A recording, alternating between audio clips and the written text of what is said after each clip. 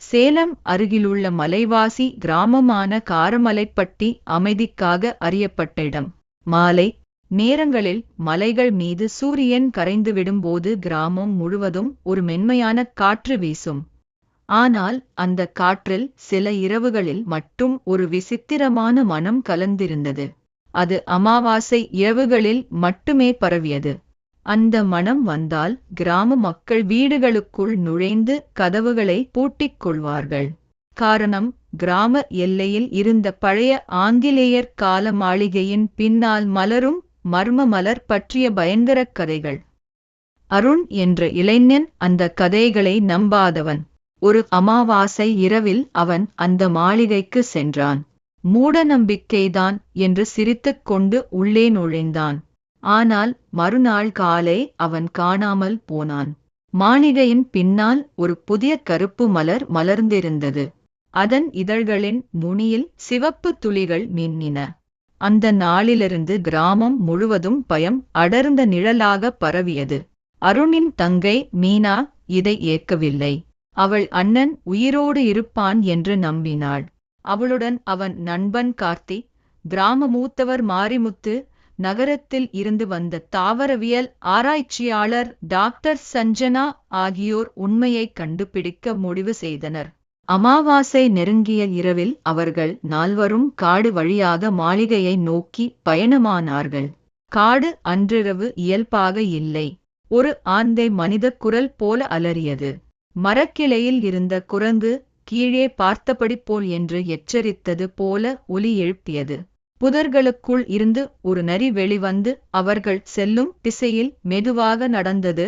அது வழிகாட்டுவது போலவும் ஒருவித எச்சரிக்கை பளிப்பது போலவும் இருந்தது. மழை திடீரென பொழிந்தது. மண் சறுக்கலாகி கார்த்திக் கீழே விழுந்தான். அவன் கையில் பழைய காயம் திறந்து இரத்தம் சொட்டியது. அந்த இரத்தம் மண்ணில் விழுந்தவுடன் நிலம் சற்றே அதிர்ந்தது. அது இரத்தத்தை விரும்புகிறது என்று மாரிமுத்து நடுங்கிய குரலில் சொன்னார். அவர்கள் மாளிகையை அடைந்தபோது மழை நின்று அமைதி நிலவியது. அந்த அமைதி காதுகளை வலிக்க செய்தது. பின்புறம் சென்றபோது அவர்கள் கண்டது ஒரு செடி அல்லம், ஒரு சிறிய மரம் போல வளர்ந்த கருப்பு மலர். அதன் அருகில் ஒரு பெரிய கருப்பு ஆந்தை நின்று கண்களை இமைக்காமல் பார்த்து கொண்டிருந்தது. அந்த ஆந்தை மலரின் காவலன் போலத் தோன்றியது. மலர் மெதுவாகத் திறந்தது. அதன் உள்ளே ஒரு கண் மட்டும் இல்லை, அருணின் முகம் போல தோன்றும் உருவம். தோல் இல்லாத கண்கள் மட்டும் வெளிச்சமிட்டன. மீனா என்று குரல் கேட்டது. மீனா அலறினாள். சஞ்சனா அருகே சென்று பார்த்தபோது மலரின் மையத்தில் நரம்பு போன்ற அமைப்பு இருப்பதை கவனித்தாள். திடீரென மலரின் வேர் தரையை உடைத்து வெளியே வந்து கார்த்திக் காலில் சுற்றி கொண்டது. காடு முழுவதும் காற்று சுழன்றது. அப்போது அவர்களுக்கு தங்களது குழந்தை பருவ நினைவுகள் மாலை போல தோன்றின. மீனாவுக்கு தாயின் குரல், கார்த்திக்கு தோல்விகளின் காட்சிகள், சஞ்சனாவுக்கு தந்தையின் இறப்பு, மாரிமுத்துவுக்கு பல வருடங்களுக்கு முன் காணாமல் போன ஒரு சிறுவனின் முகம். அவர்களது பயங்கள் அனைத்தும் உயிர் பெற்றது போல இருந்தது. அந்த நேரத்தில் காடு முழுவதும் விலங்குகளின் அலறல் எழுந்தது. நரிகள் கூச்சலிட்டன. குரங்குகள் மரங்களின் மேல் இருந்து கத்தின. ஒரு காட்டுமான் ஓடி வந்து மலரின் அருகே நின்றது. அது பயப்படவில்லை.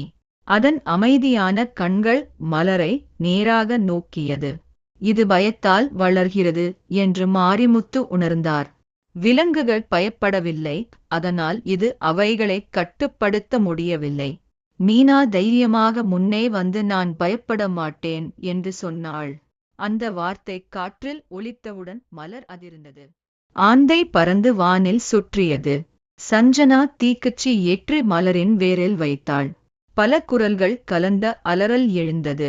மலர் மெதுவாக சுருங்கி கருகியது. அருணின் உருவம் சாம்பலாக மாறியபோது பயப்படாதே என்ற மெல்லிய குரல் மட்டும் மீனாவின் காதில் ஒலித்தது. காலை வெளிச்சத்தில் மாளிகை மீண்டும் அமைதியாக இருந்தது. மலர் சாம்பலாகி கிடந்தது. அவர்கள் கிராமத்துக்குத் திரும்பினர். அருண் திரும்பவில்லை. ஆனால் அந்த அமாவாசை முடிந்தது. சில வாரங்கள் அமைதி நிலவியது. கிராம மக்கள் அந்த பயங்கர அனுபவத்தை மறக்க முயன்றனர். ஆனால் ஒரு மாதம் கழித்து மறுபடியும் அமாவாசை இரவில் கிராமத்தின் மறுபக்கத்தில் மண் உடைந்து ஒரு சிறிய கருப்பு மொட்டு முளைத்தது. அதன் அருகில் ஒரு காட்டு மான் நின்று மண்ணை நுகர்ந்தது. மொட்டு மெதுவாக திறந்தது. அதன் உள்ளே ஒரு சிறிய கண் உருவானது. அது இருளைத் தாண்டி நேராக பார்த்தது.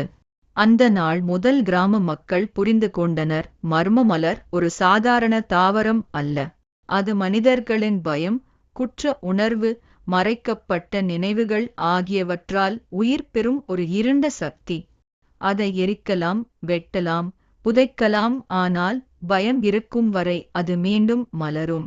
அது காடில் மட்டும் இல்லை, அது மனதின் அடியில் வேரூன்றியிருக்கும் இருள். அமாவாசை வரும்போது காற்றில் மீண்டும் அந்த மனம் பரவுகிறது. அந்த மனம் நுகரும் ஒவ்வொருவரின் உள்ளத்திலும் ஒரு கருப்பு மொட்டு முளைக்கிறது. அந்த மொட்டு எப்போது மலரும் என்பது யாருக்கும் தெரியாது.